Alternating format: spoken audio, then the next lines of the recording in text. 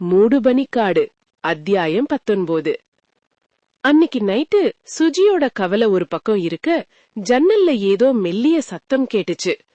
படக்குன்னு ஏதோ வந்து மோதின சத்தம். படுக்கையில புரண்டுட்டு இருந்த சுஜி ஆரம்பத்துல அத கண்டுக்கல. காத்துல மரக்கிலதான் ஜன்னல்ல அடிக்குதுன்னு நினைச்சு கண்ணை மூடிக்கா. ஆனா கொஞ்ச நேரத்திலேயே திரும்பவும் அதே படக் சத்தம்.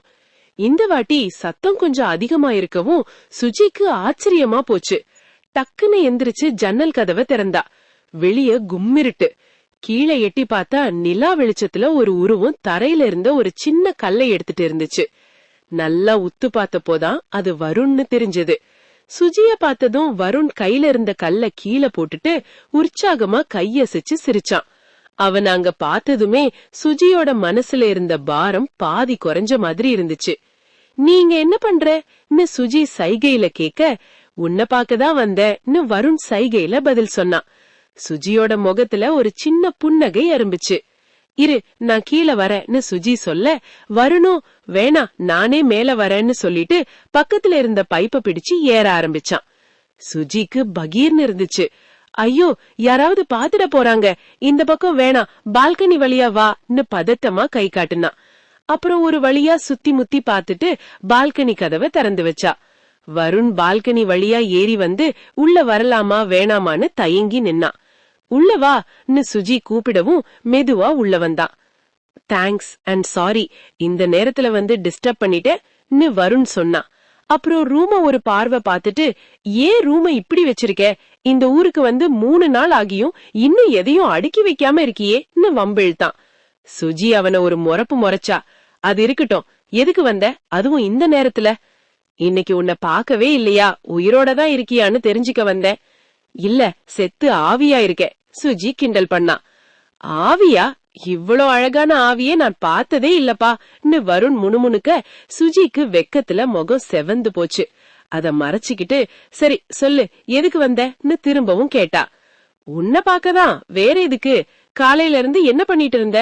சுஜி சர்ச் போனது, ஃபாதரை பார்த்தது எல்லாத்தையும் சொன்னா. அப்புறம் லாவண்யா கர்ப்பமா இருக்கிற விஷயத்தையும் ட்வின்ஸ்ன்னு சொன்னதையும் சொன்னான். வருண் நிஜமாவே சந்தோஷப்பட்டான். வாவ், இந்த ஊர்ல ட்வின்ஸே இல்ல, அக்காவை நல்லா பாத்துக்கோ சுஜின்னு சொன்னான். ஆனா சுஜி ஒரு பெருமூச்சு விடவும் வருண் அவ பக்கத்துல உட்கார்ந்து என்னாச்சுன்னு கேட்டான். சுஜி அன்னைக்கு நடந்த எல்லாத்தையும், லாவண்யாவுக்கு உண்மை புரியாதது, சபரியோட மிரட்டல்னு எல்லாத்தையும் வருண் கிட்ட கொட்டுனான். எனக்கு ரொம்ப ஸ்ட்ரெஸ்ஸா இருக்கு வருண். சுஜி ரிலாக்ஸ், இப்போதைக்கு உங்க அக்கா எதையும் நம்ப மாட்டாங்க. முதல்ல உன் மேல அவங்களுக்கு நம்பிக்கை வரணும். நான் ஒன்னு சொல்லட்டா, நாளைக்கு வானதிய போய் பாரு, அவங்கள திரும்ப வேலைக்கு வர சொல்லு. சுஜி அதிர்ச்சியானா. என்ன சொல்ற நீ? நான் ஒரு காரணமா தான் சொல்றேன். வானதி திரும்ப வந்தா உன் மாமாவும் அவளும் நெருக்கமா இருக்கிறத வீடியோ எடுக்கலாம். அத அக்கா கிட்ட காட்டுனா அவங்க நம்பிதானே ஆகணும். சும்மா வாயால சொன்னா யாருமே நம்ப மாட்டாங்க. வருண் சொன்ன திட்டம் ஆபத்தா தெரிஞ்சாலும் வேற வழி இல்லன்னு சுஜிக்கும் தோணுச்சு. ஒரு வழியா சம்மதிச்சா. அப்புறம் ஜன்னல் வழியா தெரிஞ்ச அந்த பழைய ஸ்கூல் பில்டிங்க காட்டி அங்கிருந்து வர்ற சத்தத்தை பத்தி சொன்னா. வருண் குழம்பி போயிட்டான். நானும் இதே ஊர்ல தான் இருக்கேன், எனக்கு அப்படி எந்த சத்தமும் கேட்கலையே.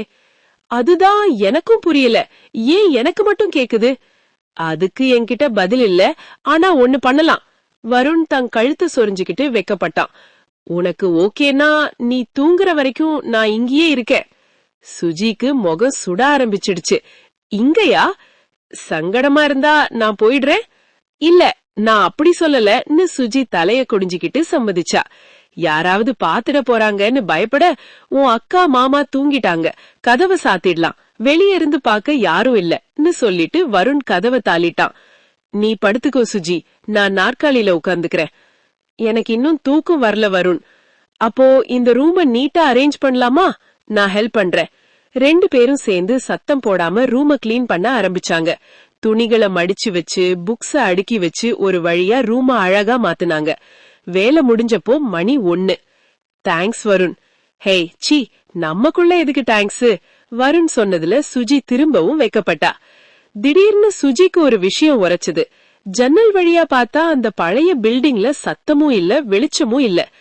என்னாச்சு சுஜி? வருண், இன்னைக்கு அந்த சத்தம் கேக்கல. மணி 1 ஆகிருச்சு, ஆனா கேக்கலையே. சுஜிக்கு குழப்பமா இருந்துச்சு. ஒருவேளை இதெல்லாம் என் கற்பனையோ, எனக்குதான் ஏதோ பிரச்சனையான்னு பயமா கேட்டா. வருண் அவ கைய பிடிச்சு தேத்துனா. அப்படியெல்லாம் நினைக்காத, யாராவது அங்க தங்கி இருக்கலாம். ஃபாதர் விசாரிச்சு சொல்றேன்னு சொன்னார்ல, விடிஞ்சதும் கேட்டுக்கலாம். நான் வேணா உன் கூட வரமா? வேண்டாம் வருண், நானே பேசிக்கிறேன். எனக்கு உன் சப்போர்ட் வேணும் வருண். ஆனா ஃபாதர் என்கிட்ட ஏதோ பிரச்சனைன்னு சொல்லிட்டா நீ என் கூட பழகாம போயிடுவியோன்னு பயமா இருக்கு மனசுக்குள்ள நினைச்சுக்கிட்டா. சரி, இப்போ தூங்கலாம் வருண், லேட் ஆகிருச்சு. சுஜி வருணுக்கு தரையில விரிக்க ஒரு போர்வை கொடுத்தா. அலாம் வை சுஜி, நான் விடியறதுக்கு முன்னாடியே கிளம்பிடணும். வருண் தரையில படுத்துக்கிட்டான். சுஜி பெட்ல படுத்தா. லைட்ட ஆஃப் பண்ணதும் ரூம் இருட்டுல மூழ்கிடுச்சு. சுஜி, காட்டுக்குள்ள ஒரு சின்ன ஏரி இருக்கு தெரியுமா? நாளைக்கு அங்க போலாமா? ஏரியா? நீ சொல்லிதான் எனக்கே தெரியும். ரொம்ப அமைதியா இருக்கும், உனக்கு பிடிக்கும். ஃபாதர் கிட்ட பேசிட்டு அங்க வந்துடு. சரி வருண், இப்ப தூங்கலாம். Good night. 2 பேரும் அமைதியா கண்ண மூடினாங்க.